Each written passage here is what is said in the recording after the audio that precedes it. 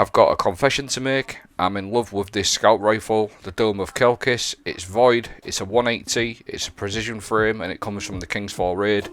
This scout rifle is going to be S tier for GM and endgame content. I'm going to show you why. This particular one has got Vorpal on it. It increases damage against bosses, vehicles and guardians by 20%. So against mages and bosses it's 20%. On top of that, on this one I've also got Focus Fury, which is another 20% damage increase. Dealing half of the magazine as precision damage grants this weapon bonus damage. The shot count is reset whenever the weapon is reloaded or stirred. So 40% with Vorpal and Focus Fury. And on top of that, because I'm on my Void Warlock, I'm going to stick a bit of nothing Manacles in there and hopefully show you how these are so strong still to this day. The first clip I want to show you is not of the Doom of Chelchis, it's Vision of Confluence, and you'll see there 4101. That's a standard shot. This Vision of Confluence is the same archetype. It's a 180 precision frame. It's got no Vorpal on there. So just to clarify, just to sort of show you the Vorpal working, 4100, no Vorpal. Switching to my Doom of Chelchis with Vorpal on there, the 20%, and I'll also show the Focus Fury working as well.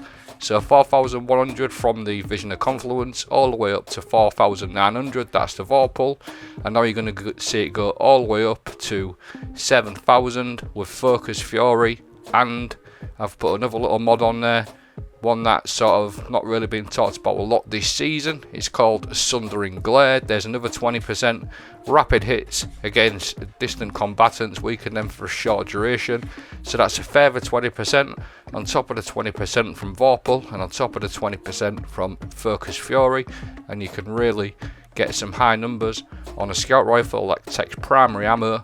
And in things like GMs or endgame content with a scout rifle, you are going to be further back, so you are always going to be able to get that Sundering Glare going all of the time. So it's super nice little combo, perfect for anti-barrier champions, or even like just marking bosses with your Sundering Glare for you and your teammates. Sundering Glare works for you and your teammates as well, so applying a 20% debuff to that target on top of the Vorpal and the Focus Fury working together. It absolutely chews through barriers like so easy. In this lost sector there is no void burn or anything like that, it's solar burn.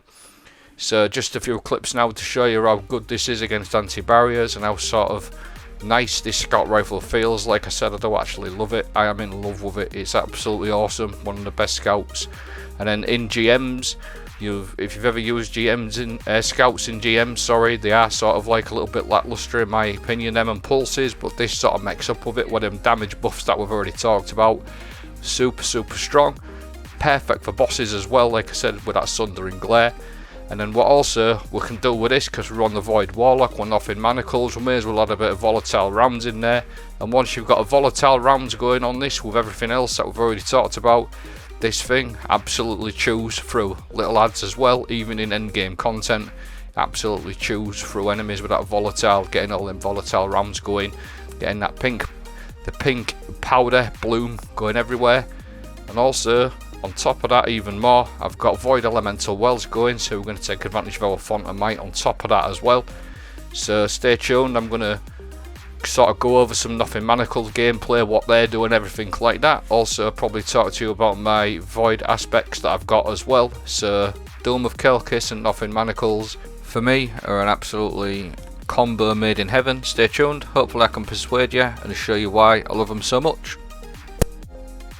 So it makes sense to start off with the exotic piece I'm running, Nothing Manacles. As I've already said, what it does, you gain an additional scatter grenade charge, enables tracking for your scatter grenade projectiles, so you don't even have to be really accurate with them, just somewhere near, and then scatter projectiles are all going to come into one track as well, which is really nice.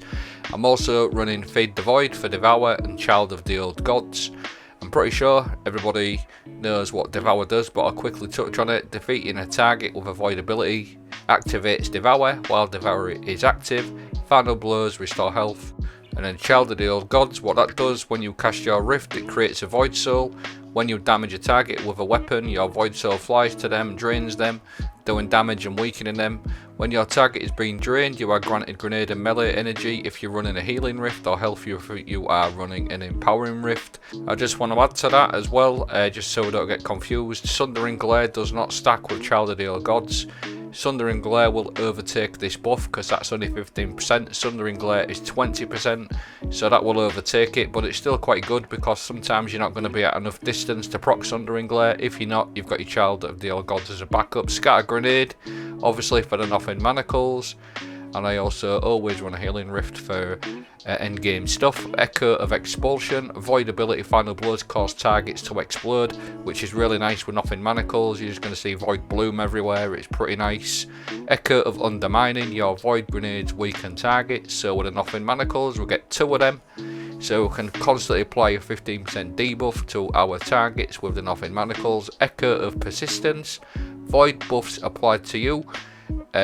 Devour, in this case they have an increased duration. Echo of Instability, defeating targets with your grenade grants Volatile Rounds to your Void weapons. So having the ability to get Volatile Rounds going on your weapons twice basically with nothing Manacles or on the fly, you're going to always apply the Volatile Rounds to our Void weapons, especially Doom of Chelchis like I've already touched on. So I just want to sort of touch as well on one more thing with regards to the sort of little combo with nothing Manacles and Wither Horde. It's a really nice little combo. So sticking the enemy with a Wither Horde and then nothing Manacles, I don't know, it just feels really nice to me. You get loads of yellow numbers from your nothing Manacles and the Wither Horde. Then obviously you got your Scout Rifle or whatever heavy you're using to do even more damage. So it's a really nice little combo on its own, just that. So this is what nothing Manacles do now with them scatter grenades. You're going to cause absolute carnage with them, destroys enemies even on end game stuff. I know this is just a normal lost sector, but I've got some more clips to show you of it working just as well in 1600 lost sectors. So again, that's just showcasing the Volatile Rounds, having 2 of them on the fly, equipping that to your Void weapons via the nothing Manacles. It's super nice. It feels really nice when you've got your Volatile Rounds going. I've sort of missed Volatile Rounds. Had a good real lot of fun with them these last couple of days running this build. So yeah, nothing Manacles, you're just going to see yellow numbers everywhere because you're applying that 15% debuff. Volatile Rounds on the fly. Plus we've got all the other stuff going on with the Doom of Chelchis, what we've already talked about. The Scout itself is absolutely solid Scout. I know I've probably said it a few times, but you just chews through barriers like that. And then you've obviously got your 2 scatter grenades as well, just to keep them sort of nice and debuffed for you as well. So it's a really nice little setup. I've got one more clip to show you after this one regarding the mods, a couple of mods that I run, what I primarily base this on to get my font and mic going all the time. Seeking Wells is one of the ones that I run. What it does is all the elemental wells that you create is just going to make the wells come to you like so. So that does exactly what it says on the tin, Seeking Wells. And how I create the wells is by Reaping Wellmaker. So whenever you use your class ability and your next kill is going to spawn a Void Elemental well like that. So we can always apply extra damage via Font of Might as well, 25%. So anyways, I've got my full build to show you now. Stay tuned for the rest of the mods. This is now the final piece of the build. I'll just show you what little bits of armor mods that I've got left running. On my arms I run Elemental Ordnance, defeating a combatant with a grenade spawns an elemental well. I also like to run Seeking Wells, which we've already talked about, so getting a kill with your grenade and getting that well to come travel towards you feels quite nice. Font of Might on my chest piece, that's a 25% damage increase every time I pick up a well that matches my subclass. So 25% damage increase to your Void weapons in this case. Works really nice with Doom of Chelchis with the Sundering Glare and everything else that we've already spoken about. Reaping Wellmaker, that's the other one we sort of talked about as well. Every time you cast your Rift or your class ability, your next kill is going to spawn one with the Seeking Wells and the Ordnance on top of that as well. It's a constant little flow of getting your Font of Might going. And then the last one I run is Bountiful Wells along with Sundering Glare. Bountiful Wells doubles up your wells, so every time you create one you create 2. And then Bomber is another one, that's just to boost my grenade recharge rate out a little bit more. So that's the full build. I hope you enjoyed the video. Let me know what you think. There's my appearance. I hope you have a great day.